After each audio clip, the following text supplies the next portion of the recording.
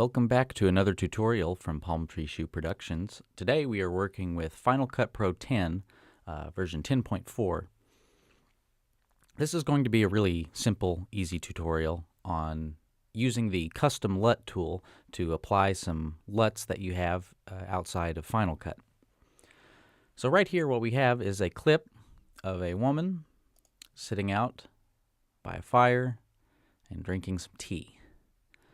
And this is a pretty evenly lit shot and everything, so there shouldn't be much we have to do to this clip other than drop a LUT onto it. So what we want to do is we want to come over here to our Effects tab and we want to click on Color.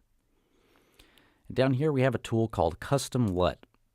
We're going to click that and we're going to drag it and drop it onto our clip. And as you can see, it's opened up this Custom LUT window. So right here where it says LUT, it says None. I've already used some LUTs here, so but if you want to find the LUT that you're looking for, you go to Choose Custom LUT. And then it opens up a thing where you can look around and find where your LUT is. I have a sample pack of LUTs that I've made for this tutorial. So we see the one that we like. I like the faded film one personally. And we're going to hit Open. This is going to ask me if I want to replace the one I already used, which I do, but for you, it'll just put it on in here. So I hit Replace, and there we go.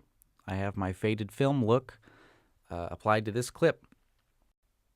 If you like this clip or think you would like other clips like it, they are for sale on Shutterstock.com. I'll put a link to my library in the description below. Thank you for watching.